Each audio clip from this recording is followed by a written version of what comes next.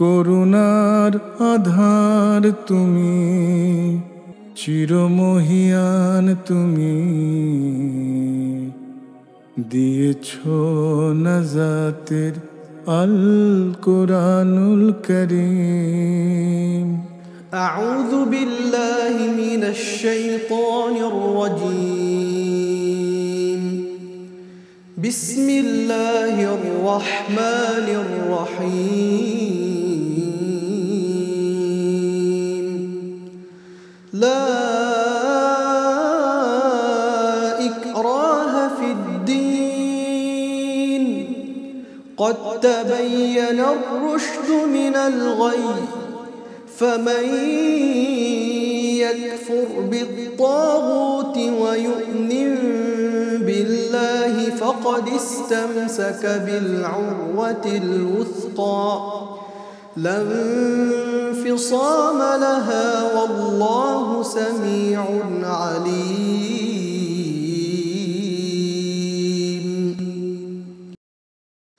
الله ولي الذين آمنوا يخرجهم من الظلمات إلى النور والذين كفروا أولياؤهم الطاغوت يخرجونهم من النور إلى الظلمات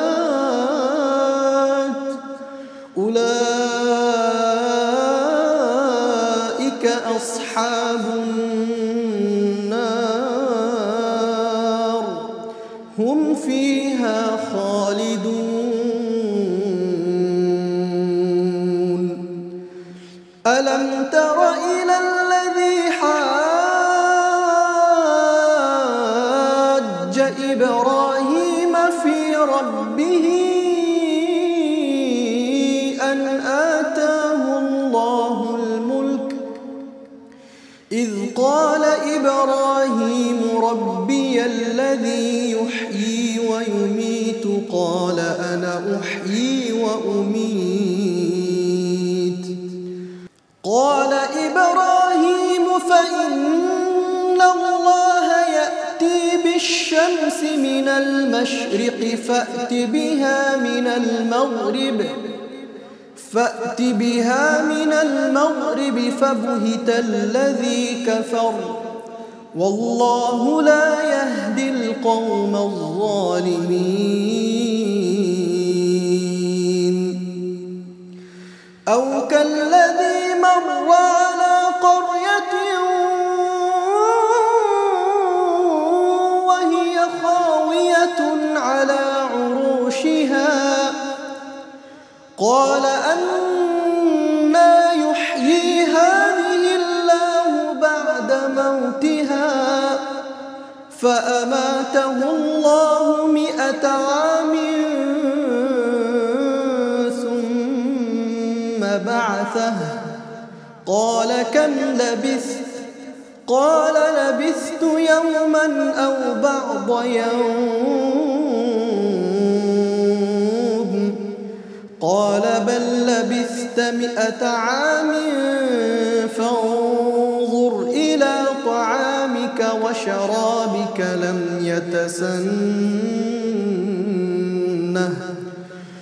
وانظر إلى حمارك ولنجعلك آية للناس وانظر إلى العظام كيف ننشزها ثم نكسوها لحما فلما تبين له قال أعلم أن الله على كل شيء قدير. صدق الله العظيم. আল-কুরআনুল কারীম। আসসালামু আলাইকুম ওয়া রাহমাতুল্লাহি ওয়া বারাকাতুহু। সম্মানিত দর্শক শ্রোতা, এতক্ষণ পর্যন্ত আমরা সূরাতুল বাকারার 256 থেকে 259 নম্বর আয়াতে কারিমার চমৎকার তেলাওয়াত শুনলাম।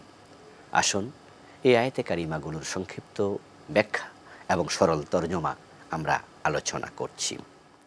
আল্লাহ তাআলা সূরাতুল বাকারার 256 নম্বর আয়াতে যে মেসেজ আমাদেরকে দিয়েছেন সেটা হচ্ছে লা ইকরাহা ফিদ্দীন, দ্বীনের ব্যাপারে কোনো বাড়াবাড়ি চলবে না। চমৎকার মেসেজ। কাদ তাবায়্যানা রুশদু মিনাল গাই, সত্য থেকে মিথ্যা আলাদা হয়ে গিয়েছে। কোনটা সরল পথ কোনটা বক্রপথ সেটা স্পষ্ট হয়ে গিয়েছে। ফামান ইয়াকফুর বিত্তাগুত ওয়া ইউমিন বিল্লাহ, যে ব্যক্তি তাগুতের সাথে কুফরি করবে আল্লাহর উপরে বিশ্বাস স্থাপন করবে, ফাকাদ ইসতামসাকা বিল উরওয়াতিল উসকা, সে সত্য রশি শক্তিশালী রশিকে শক্তভাবে ধারণ করবে, লা ইনফিসামা লাহা, যেটা কখনো বিচ্ছিন্ন হবে না। ওয়াল্লাহু সামিউন আলিম, আল্লাহ সর্বশ্রোতা এবং সর্বজ্ঞানী। আল্লাহ তাআলা প্রথম যে মেসেজটা দিলেন, প্রথম মেসেজটা হচ্ছে দ্বীনের ব্যাপারে বাড়াবাড়ি নেই। ইসলাম একটি সত্য ধর্ম, balanced complete code of life, একটি ভারসাম্যপূর্ণ পরিপূর্ণ জীবন ব্যবস্থার নাম। এটা চাপিয়ে দেওয়ার মতো দিন নয়, এটা গ্রহণ করার মতো দিন। এই জন্য নবীজি মুহাম্মদ সাল্লাল্লাহু আলাইহি সাল্লামকে আল্লাহ তাআলা বলেছেন ওয়াযাক্কির ফাইন্নামা আনতা মুযাক্কির, ফাযাক্কির ইন্নামা আনতা মুযাক্কির লাস্তা আলাইহিম বিমুসাইতির, আপনি নসিহা করুন, আপনি উপদেশ দিন। আপনাকে উপদেশ দেওয়ার জন্য প্রেরণ করা হয়েছে, পাঠানো হয়েছে, জোর করার জন্য নয়। ইসলাম জোর করে কাউকে গ্রহণ করতে বাধ্য করার ধর্ম নয়, উপস্থাপনের ধর্ম। দিন নিয়ে বাড়াবাড়ির কোনো সুযোগ নেই। কিন্তু এরপরেও আমরা দেখি আমাদের বিরুদ্ধে অভিযোগ করা হয়, জোর করে আমরা এটা করেছি ওটা করেছি। আবার কেউ কেউ এমন আছেন দু একজন যারা জোর করে গ্রহণ করাতে চায়। সমাজে কেউ ইসলাম যদি না মানে তাহলে তাকে পিটিয়ে মানাতে হবে, আগ্রাসী ভূমিকা রাখতে হবে, ঝাঁপিয়ে পড়তে হবে, এটা নয়। যারা ইসলামের ব্যাপারে অভিযোগ করে তারা যেমন অপরাধী, আবার যারা জোর করে ইসলাম কায়েম করতে চায়, চাপিয়ে দিতে চায়, তারাও এই আয়াতের আলোকে সমান অপরাধী। ইসলাম চাপিয়ে দেওয়ার ধর্ম নয়, ইসলাম হচ্ছে উপস্থাপনের ধর্ম। মানুষকে আমরা বলতে থাকব, বলার পরে যদি কেউ গ্রহণ না করে সে দায় তার, কিন্তু বাধা দিতে যদি আসে তাহলে জিহাদ। আপনি বলবেন, আপনি নিজে মানবেন, নামাজের কথা বলুন, নিজে নামাজ পড়ুন, এর মাঝে দায়িত্ব শেষ। কিন্তু কেউ বেনামাজি হলে তাকে ধরে এনে মসজিদে ঢুকাতে হবে, এই দায়িত্ব আল্লাহ আপনাকে দেয়নি। ইসলামের প্রচার করুন, একজন মুশরিকের কাছে, কাফেরের কাছে কালেমার দাওয়াত দিন, আপনি কালেমা মেনে চলুন। কিন্তু এই কালেমা যদি কেউ গ্রহণ না করে তাকে জোর করে কালেমা গ্রহণ করতে বাধ্য করবেন, এই দায়িত্ব আল্লাহ তাআলা আপনাকে দেননি। রাসূলুল্লাহ সাল্লাল্লাহু আলাইহি সাল্লামের চাচা আবু তালেব কালেমা গ্রহণ করেনি। নবীজি মুহাম্মদ সাল্লাল্লাহু আলাইহি ওয়াসাল্লাম উনার ইন্তেকালের সময় তার মাথার পাশে বসে বলেছিলেন, আম্মি কুল লা ইলাহা ইল্লাল্লাহ কালিমাতান আশহাদ লাকা বিহা ইনদাল্লাহ, হে আমার প্রিয় চাচা, আপনি আল্লাহর উপরে ঈমান আনুন, আপনি কালেমার স্বীকৃতি দিন, কিয়ামতের দিন আপনি মুমিন ছিলেন এ মর্মে আল্লাহর সামনে আমি নিজে সাক্ষ্য উপস্থাপন করব। কিন্তু আবু তালেব গ্রহণ করেনি। ওয়া কানা আখিরু কালামিহি হুয়া আলা মিল্লাতি আব্দুল মুত্তালিব, তার শেষ কথা ছিল সে তার বাবার ধর্ম মানে, ভাতিজার নতুন ধর্ম ইসলাম গ্রহণ করবে না। তার মৃত্যু দেখে কবরের উপর রাসূলুল্লাহ সাল্লাল্লাহু আলাইহি সাল্লাম কাঁদতে শুরু করলেন। আল্লাহ তাআলা তখন প্রিয় নবীকে প্রবোধ দিলেন, সান্ত্বনা দিয়ে বললেন, লাআল্লাকা বাখিউন নাফসাকা আল্লা ইয়াকুনু মুমিনিন, হে নবী, মানুষ ঈমান আনবে না তাই বলে কেঁদে কেঁদে আপনি কষ্ট দেবেন, নিজেকে ধ্বংস করবেন, কোনো প্রয়োজন নেই। ইন্নাকা লা তাহদি মান আহবাবতা ওয়ালাকিন্নাল্লাহা ইয়াহদি মান ইয়াশা, আপনি চাইলে হেদায়েত দিতে পারবেন না, হেদায়েত তো আমি আল্লাহর হাতে, আমি যাকে চাই আপনি তাকেই আমি হেদায়েত দেই, আপনি পারবেন না। সুতরাং দিন চাপিয়ে দেওয়ার বিষয় নয়। আর দিন আমরা চাপিয়ে কেনই বা দেব? সত্য তো সদাই প্রকাশিত, মিথ্যা সর্বদাই বিলুপ্ত। জাল হক ওয়া জাহাকাল বাতিল ইন্নাল বাতিলা কানা জাহুকা, সত্য সমাগত, মিথ্যা অপসরিত, সত্য প্রতিষ্ঠিত হবেই, তুলে ধরাই যথেষ্ট। এরপর আল্লাহ তাআলা বলছেন ঈমান আনার ক্রাইটেরিয়া কি, পন্থা কি। ঈমান আনার জন্য আল্লাহ তাআলা যে পন্থা শিখালেন সেটা হচ্ছে, এক নাম্বার, তাগুতের সাথে কুফরি করতে হবে। তাগুত হচ্ছে আল্লাহ বিরোধী পন্থা, আল্লাহ দ্রোহিতা, যারা আল্লাহর কথা মানে না, মানুষকে মানতে দেয় না, এটা হচ্ছে তাগুত। কেউ কোনো কোনো মুফাসসির বলেছেন তাগুত মানে মূর্তি, তাগুত মানে দেবতা। কোরআন সুন্নাহর বাহিরে যা আছে সবটাই হলো তাগুত। একজন ব্যক্তি তখনই মুমিন হবে যখন সে আগে বলবে কোরআন এবং সুন্নাহর বাহিরে যারা আছে তাদের সাথে আমার কোনো সম্পর্ক নেই। এটা ঘোষণা দেওয়ার পর, এটা অন্তরে লালন করার পর, ওয়ায়ুমিন বিল্লাহ, তারপর সে আল্লাহর উপর ঈমান এনে এবার সে বলবে লা ইলাহা ইল্লাল্লাহ। আগে অন্তরে লালন করবে যে আল্লাহ ছাড়া কারোর সাথে আমার কোনো সম্পর্ক নাই, তারপরে মুখে এবার বলবে আল্লাহ ছাড়া আমি কাউকে ইলাহ মানি না। যদি এভাবে কেউ কালেমা গ্রহণ করতে পারে ফাকাদ ইসতামসাকা বিল উরওয়াতিল উসকা, তাহলে আল্লাহ তাআলা বলেন সে একটি শক্ত রশির সন্ধান পেল, হাবলুল্লাহর সন্ধান পেল, ঈমান সে পেয়ে গেল। লাং ফিসামা লাহা, এই নীতি এই আদর্শ লালন করতে করতে যদি সে মরে যায় তাহলে জান্নাতে যাওয়ার পথে এখানে কোনো স্যাদ পড়বে না, এটা আর ছিঁড়ে যাবে না। আল্লাহ তাআলা সবচেয়ে বেশি শোনেন, সবচেয়ে বেশি জানেন। পরের আয়াতে আল্লাহ তাআলা বলছেন আল্লাহু ওয়ালিয়্যুল্লাযীনা আমানু ইউখরিজুহুম মিনাজ-যুলুমাতি ইলান-নূর, যারা ঈমান এনেছে এই মানুষগুলো আল্লাহর দোস্ত হয়ে যায়, আল্লাহর বন্ধু হয়ে যায়। আল্লাহ নিজে ঘোষণা করছেন যারা মুমিন আমি আল্লাহ তাদের বন্ধু। সুবহানাল্লাহ। এই জন্যই তো মুমিনদের কোনো ভয় থাকে না, টেনশান থাকে না, কারণ তারা জানে তাদের একজন বন্ধু আছে, তাদের দোস্ত আছে, আর তাদের বন্ধু হচ্ছেন স্বয়ং আল্লাহ। আর আল্লাহ যার বন্ধু হয় তার তো আর টেনশান থাকে না। এই জন্যই একজন উর্দু কবি চমৎকার একটি কবিতা লিখেছেন, যেখানে তিনি বলেছেন সারে দুনিয়া হো মুখালিফ, কুছ নেহি নুকসান হে, কুছ গম নেহি, কুছ ডর নেহি, জব রহমতে রহমান হে। তামাম পৃথিবী সবটা যদি আমার বিরুদ্ধে চলে যায় এতে আমার কোনো ভয় নেই, আমার কোনো দুশ্চিন্তাও নেই, যদি রহমানের রহমত আমার সাথে থাকে। আল্লাহ যাদের দোস্ত, আল্লাহ যাদের অভিভাবক, আল্লাহ যাদের বন্ধু, তাদের কোনো টেনশন করার কিছু নেই। ইউখরিজুহুম মিনাজ-যুলুমাতি ইলান-নূর, আল্লাহ দায়িত্ব নিয়েছেন যারা মুমিন হবে তাদেরকে তিনি অন্ধকার থেকে আলোর পথে নিয়ে আসবেন। অন্ধকার হচ্ছে কুফর, অন্ধকার হচ্ছে শিরক, অন্ধকার হলো বিদআহ, অন্ধকার হুরুমাত। যারা ঈমান আনবে তারা কুফরির সাথে থাকতে পারে না। এই জন্য একজন মুমিন কখনো ধর্মনিরপেক্ষ হয় না। ধর্মনিরপেক্ষতা এটা কুফর। একজন মুমিন ধর্মের ব্যাপারে নিরপেক্ষ থাকবে না। ঈমান আনার পরে সে কুফর থেকে বেরিয়ে যাবে, সে আলাদা হয়ে যাবে। নিরপেক্ষ মানে কি? কোনো পক্ষে না থাকা।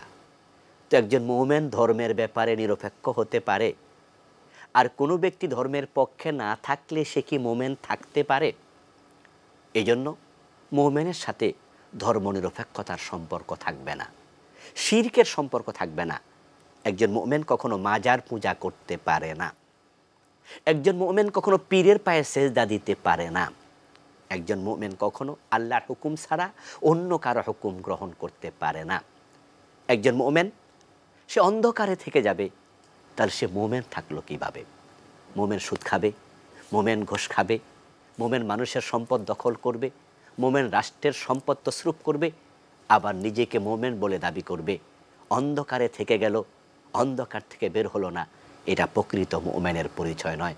এই জন্য আল্লাহ তাআলা বলছেন ইউখরিজুহুম মিনাজ-যুলুমাতি ইলান-নূর, প্রকৃত অর্থে যারা ঈমান এনেছে তাদেরকে আল্লাহ তাআলা যাবতীয় অন্ধকার থেকে বের করে আলোর পথে নিয়ে আসবেন। আলো মানে হচ্ছে ইসলাম, আলো মানে সত্য, আলো মানেই হচ্ছে কোরআন। ওয়াল্লাযীনা কাফারু আউলিয়াউহুমুত তাগুত, আর যারা কাফের তাদের বন্ধু হচ্ছে তাগুত, শয়তান। ইউখরিজুনাহুম মিনান-নূর ইলায-যুলুমাত, শয়তান তাদেরকে আলো থেকে অন্ধকারের দিকে নিয়ে যাবে। যে মানুষগুলো হারামের সাথে সম্পৃক্ত, কুফরের সাথে সম্পৃক্ত, শিরকের সাথে সম্পৃক্ত, বুঝতে হবে তাদের সাথে শয়তানের বন্ধুত্ব হয়েছে। আপনি দেখবেন একজন মানুষ যখন ফজরের নামাজ কাজা হয়ে যায় সারাদিন আফসোস করতে করতে কাটে। সে বলে আহা কি হলো, আজকে ফজরের নামাজটা সময় মতো পড়তে পারলাম না। ঠিক আরেকজন মানুষকে দেখবেন সকালবেলা যদি কেউ তার দরজায় নক করে আর ওই সময় তার ঘুম ভেঙে যায়, সে দিনের বেলায় অভিযোগ করে, আফসোস করে যে আজকে রাতে ঘুমাইতে পারলাম না, ফজরের টাইমে একজন এসে ঘুম ভেঙে দিল। একজন ফজরের সময় উঠতে পারে না, আফসোস করে, আরেকজন কেন উঠলো সেজন্য আফসোস করে। কারণ একটাই, একজনের বন্ধু আল্লাহ, আরেকজনের বন্ধু হচ্ছে শয়তান। আর শয়তান যার বন্ধু হয়, উলাইকা আসহাবুন নার, সে হয় জাহান্নামী, হুম ফিহা খালেদুন। আর কিছু মানুষ আছে জাহান্নামে চিরকাল থাকবে। পরবর্তী আয়াতে আল্লাহ তাআলা বলছেন, আলাম তারা ইলাল্লাযী হাজ্জা ইব্রাহিমা ফি রাব্বিহি আন আতাহুল্লাহুল মুলক। হে নবী, আপনি কি লক্ষ্য করেছেন ইব্রাহিমের সাথে এক ব্যক্তি ঝগড়া শুরু করেছে যাকে আল্লাহ রাজত্ব দিয়েছিল। ঝগড়ার বিষয়বস্তু হচ্ছে ফি রাব্বিহি, ইব্রাহিমের রবকে নিয়ে। ইব্রাহিম আলাইহিস সালাম নমরুদের কাছে গেলেন। সে প্রসঙ্গে এখানে আল্লাহ তাআলা আলোকপাত করছেন। নমরুদের কাছে গিয়ে তিনি বললেন, লা ইলাহা ইল্লাল্লাহ, আল্লাহ ছাড়া কোনো ইলাহ নেই। এই কথা শুনে নমরুদ বলল, মান ইলাহ, ইলাহ আবার কে? ইব্রাহিম আলাইহিস সালাম তখন বলেছিলেন, ইলাহ মানে তো হচ্ছে আমার রব, যিনি আমার স্রষ্টা। তখন নমরুদ বলেছিল, তোমার রব কে? তোমার রব তো আমি। ইব্রাহিম আলাইহিস সালাম বললেন, না, রব্বি আল্লাযী ইউহয়ী ওয়া ইউমীত, আমার রব হচ্ছে তিনি যিনি জীবন এবং মৃত্যুর মালিক, যিনি বাঁচান এবং যিনি মারেন। যখন ইব্রাহিম আলাইহিস সালাম অতটুকু বললেন, নমরুদ তখন বলল, আনা উহয়ী ওয়া উমীত, জীবন এবং মৃত্যুর মালিক তো আমি। নাউযুবিল্লাহি মিন যালিক। তাফসীরে পাওয়া যায় ইব্রাহিম আলাইহিস সালামের কাছে এই কথা বলার পর সে বাস্তবে তা দেখানোর জন্য উদ্যোগ নিয়েছিল, উদ্যত হয়েছিল। সে জেলখানা থেকে দুজন কয়েদিকে বের করে আনতে বলেছে। দুইজন কয়েদিকে তার সামনে হাজির করা হলো। একজনের গর্দানে তলোয়ার চালিয়ে দিল, দেহ থেকে মাথা বিচ্ছিন্ন হয়ে গেল, জায়গায় মরে গেল। আরেকজনের দিকে ইশারা করে বলল, তুমি জেলখানায় যাওয়া লাগবে না, ছেড়ে দিলাম, বাড়িতে চলে যাও। এবার নমরুদ ইব্রাহিম আলাইহিস সালামকে বলছে, দেখো, একজনকে মারলাম, আরেকজনকে ছাড়লাম, আমি রব। সে রবুবিয়ত দাবি করে বসল। ইব্রাহিম আলাইহিস সালাম তখন বিতর্ক থামিয়ে দিলেন না। তিনি দেখেছেন তার সম্মুখেই একজনকে দেহ থেকে ঘাড় বিচ্ছিন্ন করে ফেলা হয়েছে। এমন হতে পারে তার সাথে বিতর্ক করলে সে এই তলোয়ারটা ইব্রাহিম আলাইহিস সালামের উপরেও চালাবে। কিন্তু ইব্রাহিম আলাইহিস সালাম খেই হারিয়ে ফেললেন না, তিনি দমে গেলেন না, তিনি বিতর্ক চালিয়ে গেলেন। ক্বালা ইব্রাহিম ফাইন্নাল্লাহা ইয়াতি বিশ-শামসি মিনাল মাশরিক ফাআতি বিহা মিনাল মাগরিব ফাবুহিতাল্লাযী কাফার। ইব্রাহিম আলাইহিস সালাম এবার বললেন, তুমি যদি রব হও, এত ক্ষমতা তোমার থাকে, আমার আল্লাহ তো তিনি, আমার রব তো তিনি, যিনি প্রতিদিন সূর্যকে পূর্ব দিক থেকে উত্তোলন করেন, পশ্চিম দিকে অস্তগামী করেন। তাহলে তোমার ক্ষমতা থাকলে তুমি সূর্যকে পশ্চিম দিক থেকে তুলে দেখাও। ইব্রাহিম আলাইহিস সালাম যখন এই চ্যালেঞ্জ করে বসলেন, ফাবুহিতাল্লাযী কাফারা, এই কাফের লোকটা নমরুদ তখন কিং কর্তব্য বিমূঢ় হয়ে গেল। সে মাথা নত করে তখন বলল যে না, আমি এটা পারবো না। ইব্রাহিম আলাইহিস সালাম সে বিতর্কে বিজয়ী হয়ে গিয়েছিলেন, নমরুদ সেদিন পরাজিত হয়েছিল। আল্লাহ তাআলা এই মেসেজ কোরআনের মাধ্যমে আমাদেরকে শুনিয়ে তিনি বুঝাতে চান, জাদিলহুম বিল্লাতি হিয়া আহসান। যখন কোনো শিক্ষিত মানুষ, কোনো বুঝদার মানুষ, সমাজের কোনো ভিআইপি পার্সন কোনো বিষয় বিতর্কে লিপ্ত হবে, তখন তোমরা চুপ করে থাকবে না, দলিল দিয়ে তার সাথে উত্তম পন্থায় বিতর্ক করো। ইদফা বিল্লাতি হিয়া আহসান ওয়া জাদিলহুম বিল্লাতি হিয়া আহসান। আল্লাহ তাআলা অন্য আয়াতে বলছে, তাদের সাথে উত্তম পন্থায় বিতর্ক করো, ঝগড়া করে নয়, গালিগালাজ করে নয়, উত্তেজিত হয়ে নয়, বরং যুক্তির নিরিখে বিতর্ক চালিয়ে যাও। হতে পারে তোমার ক্ষুরদার যুক্তির কাছে সে একদিন পরাজিত হবে, মাথা নত করতে বাধ্য হবে। তবে হ্যাঁ, যদি কোনো জাহেল তর্ক করতে আসে, অবুঝ মানুষ, বোঝে না, তর্কের ক্রাইটেরিয়া ফলো করে না, মেনটেন করে না, যেভাবে বিতর্ক হওয়া উচিত সেভাবে বিতর্ক না করে যদি সে তোমার সাথে বকাবকি করে, গালিগালাজ করে, এমন জাহেলের সাথে আবার তর্ক করা যাবে না। আল্লাহ তাআলা কোরআন মাজিদের অন্য আয়াতে বলেছেন, ইযা খাতাবাহুমুল জাহিলুনা ক্বালু সালামা।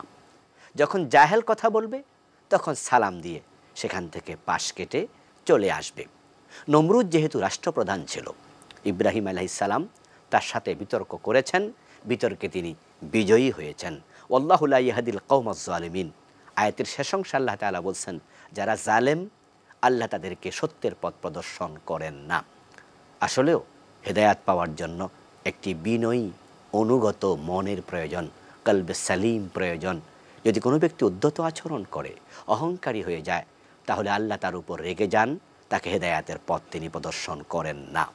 পরবর্তী আয়াতে আল্লাহ তাআলা বলছেন, আওয়া কাল্লাযী মাররা আলা ক্বরিয়া ওয়া হিয়া খাবিআতুন আলা উরুশিহা। ভিন্ন একটি প্রসঙ্গ আল্লাহ এবার আলোচনা করছেন।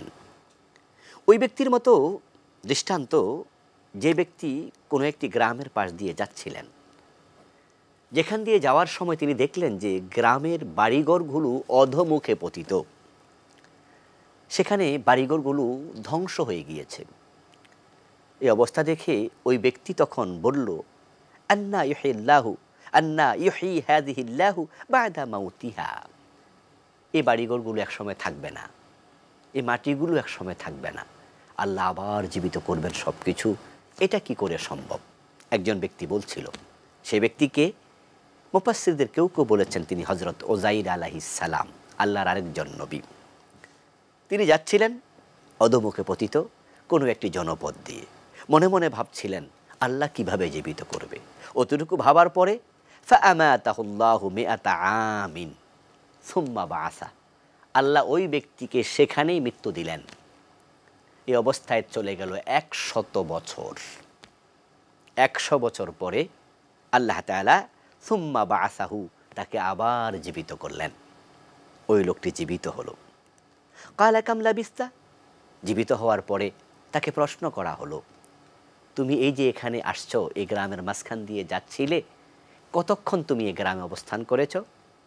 ক্বালা লাবিস্তু ইয়াওমান আও বা'দা ইয়াওম। তিনি উত্তরে বলেছিলেন যে আমি একদিন অথবা একদিনের কিছু অংশ আমি এলাকায় অবস্থান করছি। ক্বালা বাল লাবিস্তা মিআতা আম, বরং তাকে জানানো হলো তুমি এই জনপদে 100 বছর তুমি অবস্থান করছো। সে একটা গাধাতে করে যাচ্ছিল, তার সাথে কিছু খাবার ছিল। তখন তাকে বলা হলো, দেখো তুমি যে এখানে 100 বছর অবস্থান করছো তার প্রমাণ হলো তোমার গাধা। তোমার যে গাধাটা ছিল, তাকিয়ে দেখো, সে গাধার গোশত পচে গেছে, চামড়া পচে গেছে, হাড় গোড় সবগুলো নষ্ট হয়ে গেছে। তোমার এই গাধা এইভাবে নষ্ট হয়ে যাওয়া হাড় গোড় প্রমাণ করে তুমি দীর্ঘ সময় এখানে ছিলে। কিন্তু আল্লাহর কুদরত দেখো, তোমার সাথে যে খাবার ছিল, এই খাবারগুলোর দিকে তাকিয়ে দেখো, খাবারগুলো কিন্তু নষ্ট হয়নি। বিস্ময়কর অবস্থা। গাধার হাড্ডি পর্যন্ত জীর্ণশীর্ণ হয়ে গেছে। 100 বছর তো বিশাল সময়, কিন্তু সাথে খাবার যেটা 2-4-5 ঘন্টা পরে নষ্ট হয়ে যাওয়ার কথা, এটা 100 বছরে নষ্ট হয়নি।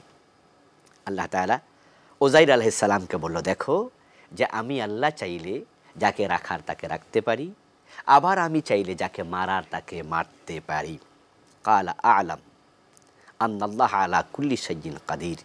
তখন উযাইর আলাইহিস সালাম বললেন যে আমি জানলাম, আমি বুঝলাম যে আল্লাহ সকল ব্যাপারে ক্ষমতা রাখেন।